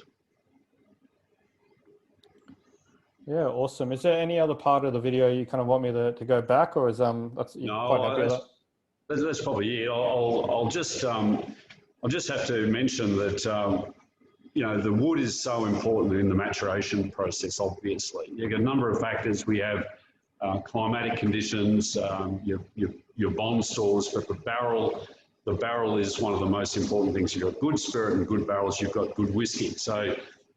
As Bill mentioned earlier, you know, 100% of the colour comes from the barrel, and up to 70% of the flavour as well. So we manage our wood, and we now provide Sheen and the Kellington Mill distillery that will be opened, you know, early next year. We'll get the barrels from there. So it's a very expensive process what we're doing.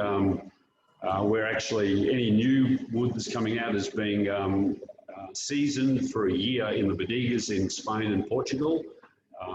The journey continues on the ships out here with another 3 months of seasoning, and then the barrels are seasoned for another year after that before they're emptied and refilled. So in a nutshell, the barrels are very, very important. Yeah, awesome. I might do a question for, and we'll go around the room to each of the distillers.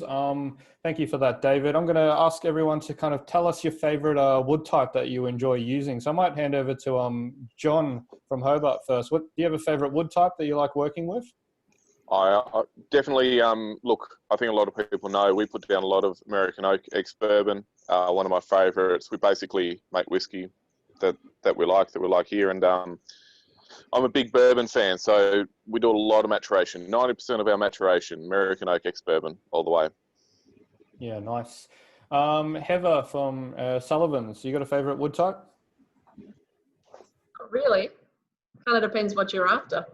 I think both the French oak and the American oak have got really like such unique characteristics. I think it's about learning how to work with each of them to get the desired outcome. I think I'm from a winemaking background, and I think there's something about French oak I kind of just can't, you know, it just wins probably. You guys make a terrible, very, very tasty French oak. Sorry for that. The names of the next one. Matt from Old Kempton, you got a favourite wood type? It's muted, mate.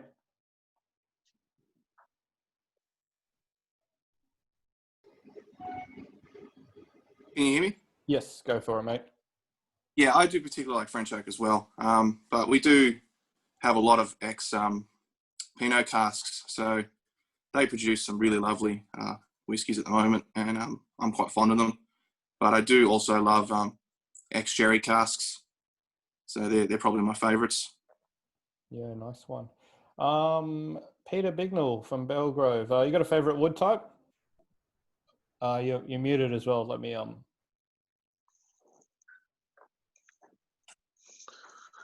Am I there now? Yep, we can hear you. Yep, there. Right, okay. Not so much wood type, you know. It's got to be oak, of course. That, well, as far as I'm concerned, but it's what was in the barrels before that I think means a lot more than the actual wood type. rye has got a lot of huge amounts of flavour in it, and that's what I do mostly is rye. And important sherry casks, I don't particularly want them because they're going to tend to hide the rye because they've got so much flavour in them. So my favourite's actually Pinot casks. They just don't overpower the rye, and they produce a nice lot of fruit note, which rye's already got some fruit, and that just complements it. So it's what was in the barrel before, I think, to me, is more important than the actual, whether it's French or American or European oak or whatever it is. Oh, that's a really interesting point. I might hand over to David from Sheen. Do you concur with what Peter's saying? Oh yeah, 100%. Look, French oak as well, but the fortified wines, whatever's been in the barrel before, that's what you're going to benefit from. At the moment, we're bringing in lots of barrels now from Portugal and Spain. We've formed a relationship, a partnership with family cooperages over there, and we're bringing in Portuguese port pipes, Oloroso barrels, Canasta, as well as the cream, and we've also got access now to some cognac barrels. So we're really excited about the future, about mixing and using these barrels to improve the whiskey. Really interesting stuff there. I'm gonna just keep the questions going. Ollie, can I jump in on barrels just really quickly? Yeah, please, mate. Dark Valley's got obviously a very particular view on this because they're so important to us, given that that's sort of the thing that we take to the different distilleries. So we might custom make a cask type. I think Peter's also very expertly said there's a big difference between wood type and what the cask's previously held, which is an important difference. One thing that I think also can be a problem is when there's too much of a focus on previous content or wood type to the exclusion of the distillery's spirit character. And I think what we are seeing a lot from the really sort of delicious and successful distilleries is when their unique spirit character shines through in a whiskey. Anyone can get a good barrel, that's just having money. But making good spirit is a real art. And I think when you can pick the wood type that complements the spirit type, then you're onto a winner. And so for Dark Valley as an independent bottler, choosing which cask types or X content best suits the distilleries we're going to is super important. And I think for all distilleries, nailing that wood type and previous content that works best with their spirit is key to success. That's a really interesting point. Actually, I was just thinking, is there any distillery that's just focusing purely on one wood type, or is everyone kind of, got a particular type they enjoy using, but then, focus towards one in particular, or is, it's quite a broad range, at least from your experience as a IB buying these barrels. Alex, do you see a wide range of barrels to select from? Yeah, I mean, for us, and someone said it before in different contexts, relationship with cooperages is ultimately very important.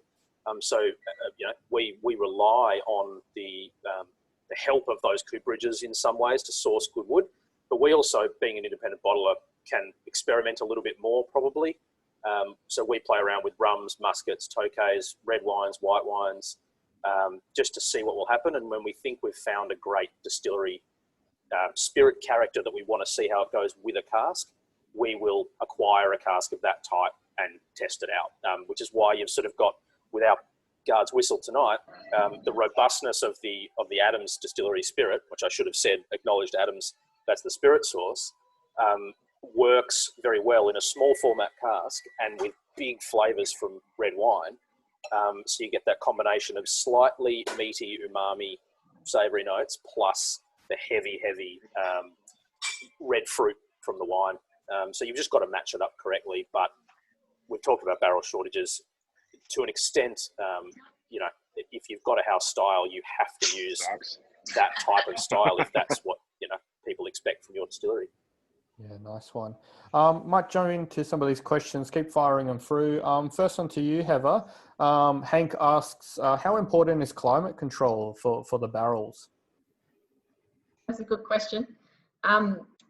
Look, I think it kind of depends on your opinion about terroir and your thoughts on it. I mean, whiskey is a product of agriculture. It's so easy to forget that, right? It's easy to drink it and forget that it actually started in a field somewhere. And the climate control and the maturation is just one part of how you're expressing the place and the people's interaction with that spirit in that place throughout the entire process. So there's loads of approaches to it. You can climate control, you can not, you can do a bit of both. We don't at Sullivan's. We're definitely just wanting the interaction with the environment and the spirit through the barrel throughout the whole time. So, you know, we're obviously in an industrial area. We're in a bunch of really red hot, sexy warehouses here. And we get, you know, a pretty big variation from winter to summer.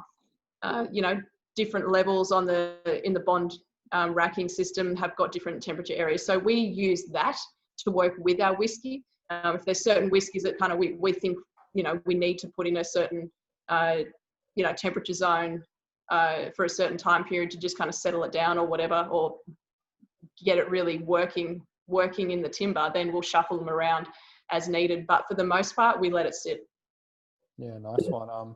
David, what about you guys? Are you guys doing any climate control down there? Yeah, for me, David. Yep. Yeah. No, look. So we're in the Baghdad Valley.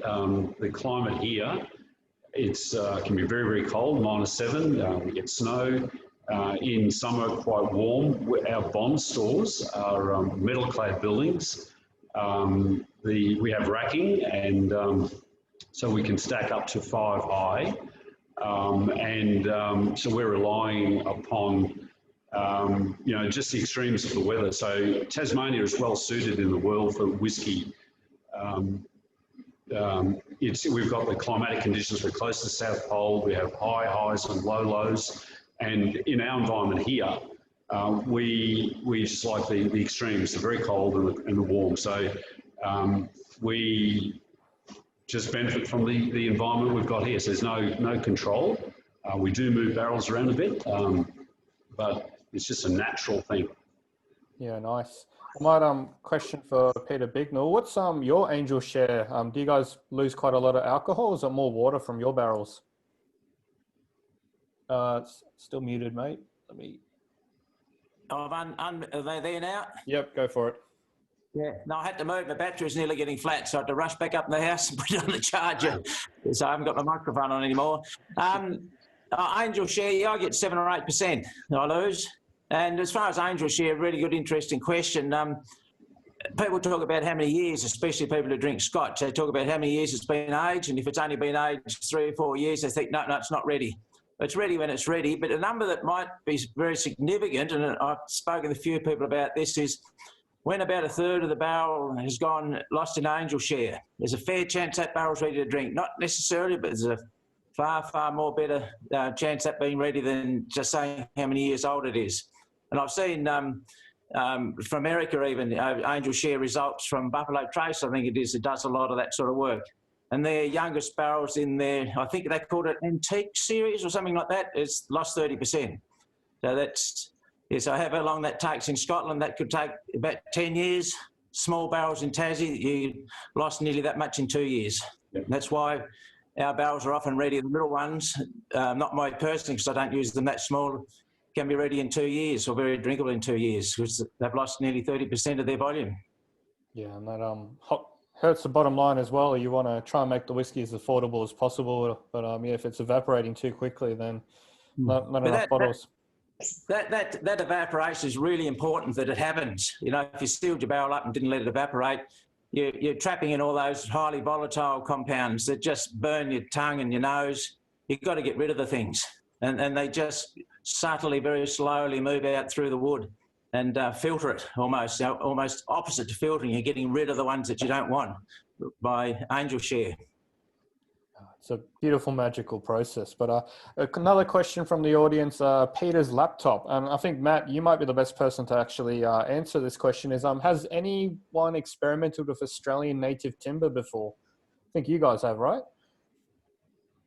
I think we did. Yeah, we had a red gum cask, so that was an interesting one. It was very experimental. I don't think we'll do it again, but yeah. All good, mate. It's one of those things. I'm glad someone in the industry has actually tried it, but Yeah, you guys are no more red gum sitting in the bond store. That was it one time. No, yeah, we did it once. The bottles are gone, but I am keeping the cask, and it will be used for something special in the future. Yeah, awesome. Jump on to the next question. Unless any other distillers are playing with other sort of native heather, over to you. Yeah, Oliver, we've experimented a bit with Jarrah, and it's been in there for probably about 18 months. We've had a new make in full-size casks, and it's really bizarre. I can tell you, it's certainly not behaving like oak. Really out there sort of characteristics, like full-on barbecue sort of stuff. But I can tell you that the most interesting and hardest part has been actually coopering it. It's bloody hard timber to deal with. Yeah, really, really rough. So yeah, the experiment continues on that one. And how do you even find that kind of wood type? Do you just go to the coopers and go, can I try something new? How's that come about? I don't kiss and tell. No, good, fair point. We'll keep the questions going through. Ben McKay asks, what's the craziest experiment you are doing right now? Anything unusual hiding in the barrel store? Heather, I might, is there any other crazy experiments you can talk about? Oh, I don't know about crazy experiments. I guess we've had we've got our core range that we really focus on. And so we've got a very particular barrel procurement program each year. But, when we find interesting barrels, I mean, the Jarrah, that was an opportunity that kind of came up, for example. And it was the same with the Chardonnay casks that were referenced in the first session by Cam. That was funny, Pat's little reference there. That was an experiment that was, 15 years ago, but it worked. And so that's something that we still feel now to this day, where we're filling a certain portion each year with Chardonnay. Yeah, nice one. Alex, any crazy experiments as you as an IB? Oh, mate, everything we do is a crazy experiment. Look, I think for us, it is about being able to identify a bit of a distillery style that's coming out of one of our partner distilleries, and seeing what we think will work best with that they might not be doing or might not want to do, so we can sort of fill that niche. We've got just so much variety, though, that I wouldn't actually think of anything as particularly experimental, because we've got sort of up to 11 distilleries maturing in up to 8 or 9 different wood types across them, and in 2 different barrel sizes, because we sort of work in 20s and 50s. So it's going to be so different each time that nothing is particularly unique. The things we have played with from a experimental perspective would be higher ABV filling and lower ABV filling, just to see what that might do over maturation time. In Tassie, it's interesting because I think if Bill McHenry might not still be on the call, but I know that he sort of would tell you he's the only distillery in Tasmania that has a more Scottish style angel share, whereas everyone else, like we would lose to that ABV question 25% over 2.5 years in a 20 litre, no worries. So we're playing with lower and higher fills to see what that will do. Arguably at a lower fill, you have more flavour extraction potential, but then at a higher fill, you're going up you're going to be stronger and stronger, because if you're losing water from the cask, then you've only got upwards to go. So we've been playing with things like that, but from our perspective, it's just about putting unique or very hard to get casks on the market so people can try them. Comes back to the rum, muskets, tokays, and all the different wine types. Yeah, nice one. Thank you. And hand over to you, David, from Sheen. What have you got any crazy experiments sitting in the bond store there? Not really. We did buy a couple of red gum barrels, and we've decided not to fill them. But no, we haven't. We are looking at moving our spirit to different barrels, so that's quite exciting. But we've got no crazy experiments on at the moment. Yeah, nice one. Might jump over to Matt. I noticed your whiskey is a Solero sort of method. Do you want to give a quick overview of what that means for the audience? Yeah, so the Solero method is just using, for us, we use a range of 20 litre casks and 100 litre casks. of different variations of whiskey. So that does vary from ports, pinots and sherries, and pretty much whatever we have in the bond store at that particular time that we think will work well together. So we fill this cask to 500 litres and let it finish off for about 6 to 8 months. We then strip half of that out, so 250 litres. I set that aside for about a month to air out and just let off some of those vapours and volatiles. Then we reduce that down to 49% and bottle it. So yeah, it's a very unique cask, and it's very unique to us at Kempton. And it's producing some really interesting whiskey. Great to hear. And I love that every distiller's got sort of their own unique processes and how they kind of come about it. But Peter from Belgrove, what about yourself? I know you got plenty of crazy experiments there as well. I think, am I on there again? Yeah. Yeah, okay, yeah. I just wonder sometimes the mute suddenly says it's on and then it's off. And yeah, oh, look, everything in the distillery is a crazy experiment nearly. I guess as far as barrel types go, which people have been talking about a lot here, I think the weirdest barrel I've got was the bourbon barrel once upon a time. It was cut down to 100 litre, then it had a malt whiskey in it. Then I had barrel-aged grappa in it. And then I had an orange sour beer from my son's T-Bone Brewery that he did a little experiment with. And now it's got an oat whiskey in it, but it hasn't been recouped or anything along the way, but just keeps picking up more and more flavours from those things that were in it before. Now, I've got a few barrels like that, but that's probably about the craziest one. No, it's always interesting to see. If you guys have never visited Peter's workshop, there's an episode where Gordon Ramsay actually just visited recently, and Peter's got him working for him. It's a fun episode, yeah, worth a watch. But John, I know you're doing some crazy experiments down there. You've even finishing casks for a couple of days right at the end as well. Yeah, so look, they're not crazy. I mean, we've done a few different releases now. We like to just experiment, see what works, and what doesn't work just sits in a rack, or we recask it. We've done the rum maple, we've done the maple finishes, we've done botrytis, Tokay, we've done beer casks. Yeah, and recently we did our rum Lefroy cask, and it only took 12 days in a Lefroy cask to bring through the peat that we wanted. It's one of those things. Casks are a lot of fun, and we go in there with a pretty open mind. We'll move stuff around, we'll play with it, because ultimately we just want to make sure what comes down the other end is good. If it's not good, it doesn't get bottled. That's all it comes down to. I wouldn't call it crazy what we're doing. I get asked many times, and I'm still completely committed to it. I want to do a tequila cask, though. That'll happen. We're going to do a tequila cask. One day. Can't wait. It sounds like a lot of fun. And do you get to drink the tequila first?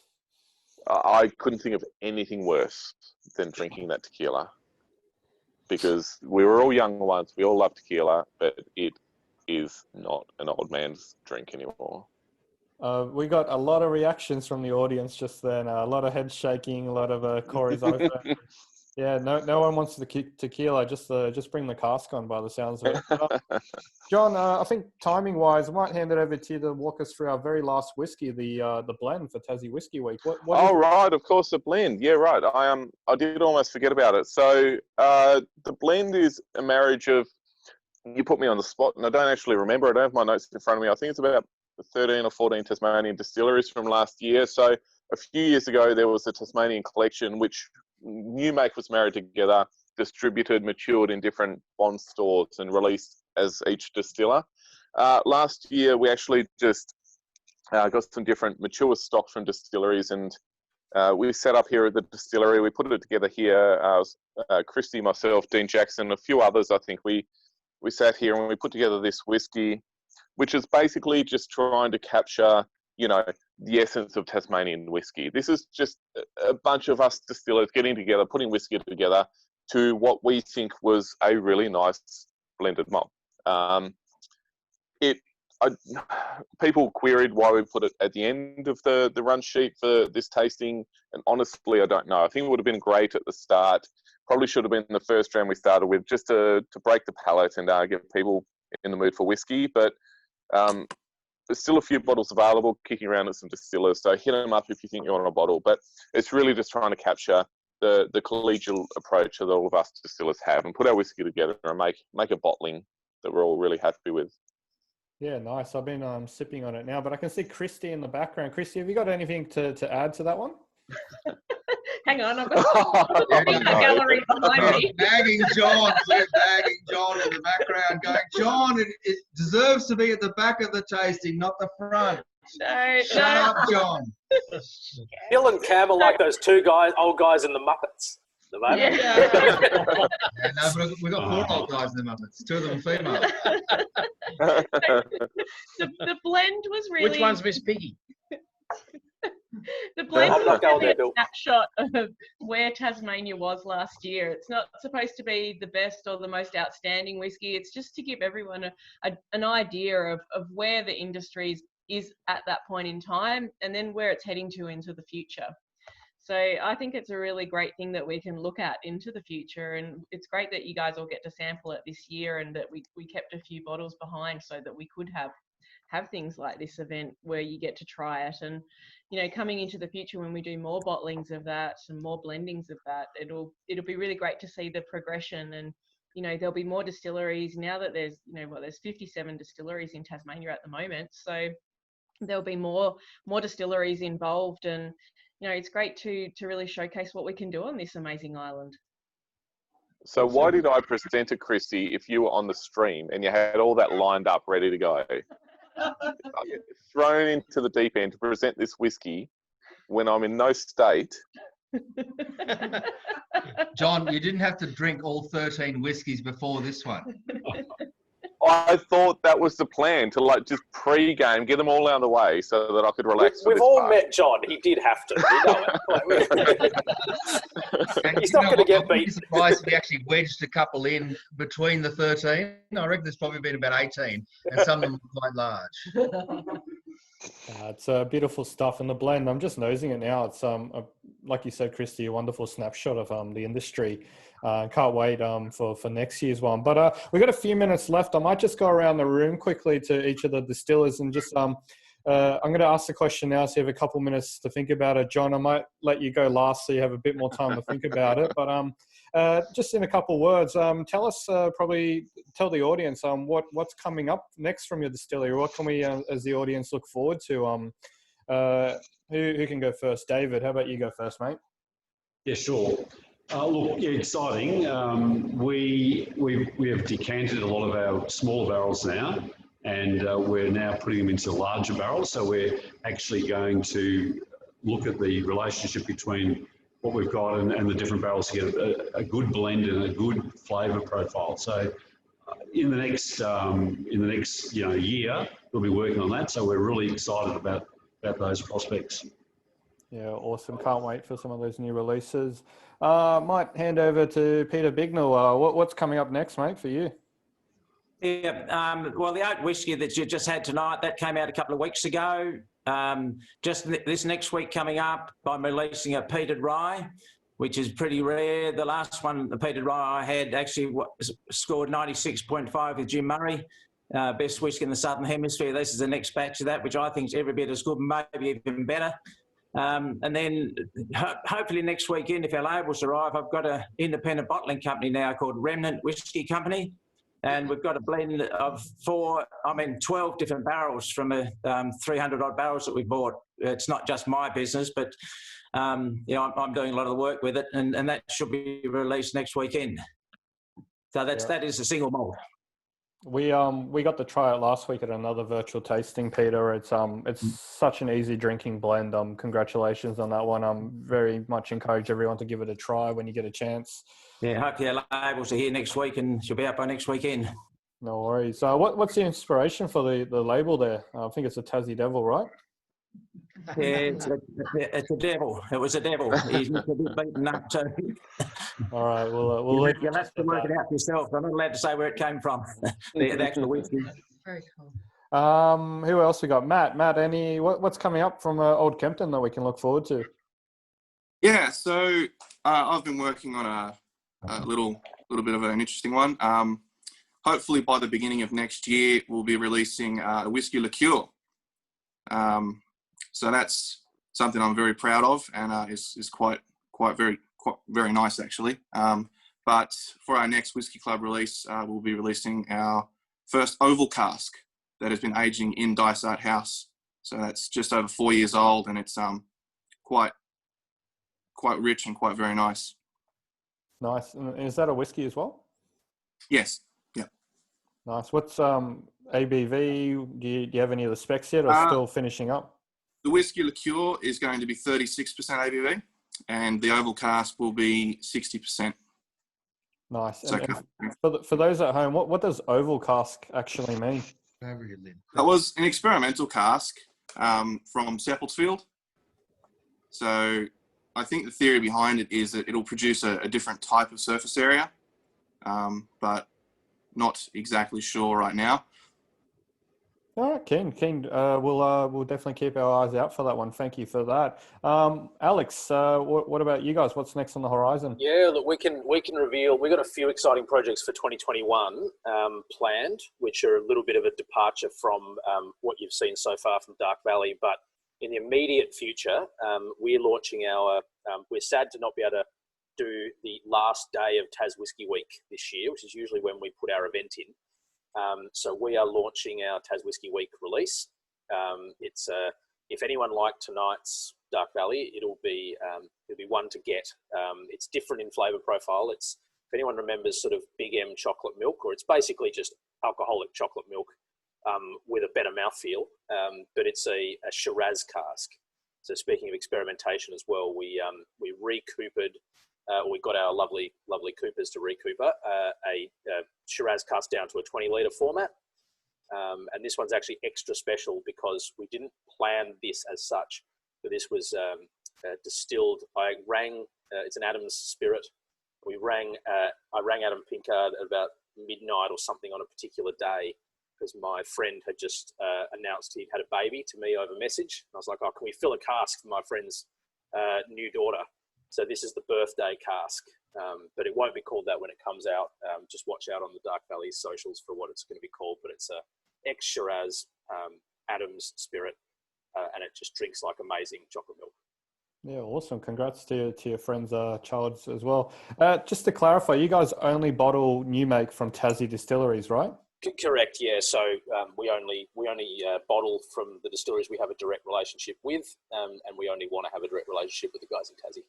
Yeah, nice one. It's a few different IBs around. Obviously, you got Tim Duckett in Hartwood as well, local, but a few more are starting to pop up over the years. But it's great that you guys have nailed down your vision, where you're sticking to your guns and kind of going forward there. Yeah, thanks, mate. And just very quickly on that, I think it's really good to see established IBs. Obviously, Hartwood came before us, and then there are new ones coming up. And it's really important, I think, for an IB, especially when you can't create consistency across a distillery profile, to be able to carve out a bit of your own identity within the independent bottling scene. You see it with Scottish distilleries trying to go for a particular style. So it's really good to see, Hartwood TIB taking a slightly different direction, Dark Valley keeping down a particular direction, and then everyone carving out their own unique identity. So, yeah, excellent to see.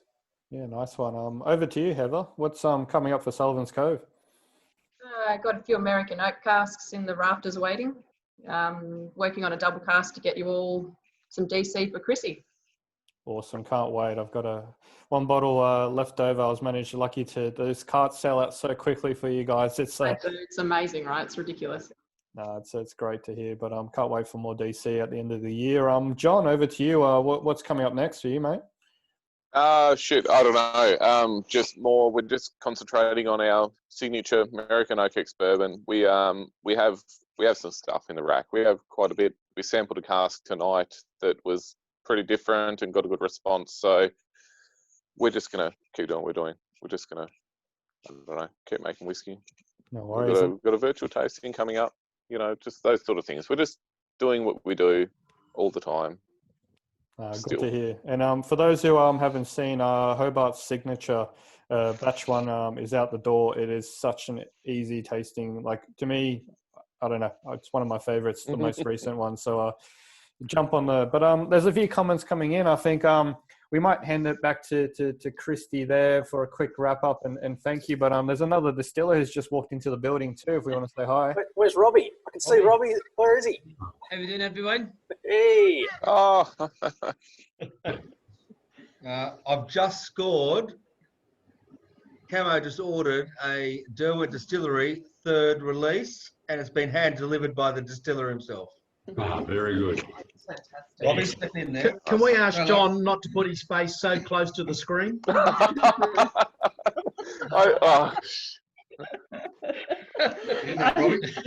don't know, things are going downhill now, but no, it's been great. It's been great to catch up with all the distillers, and you know, the world is a bit crazy at the moment with COVID and you know, Alex in stage 4 restrictions and everyone else. And, you know, it's really great that we're still able to present something and really bring Tas Whiskey Week back and make sure it doesn't disappear from everything. And it's been a bit of an eye-opening session for me, my first virtual tasting, so it's been fun, and it's been fun to have these guys all around. And you know, we wouldn't be in industry without all the people presenting tonight, and you know, here's to the next however many years that it continues on.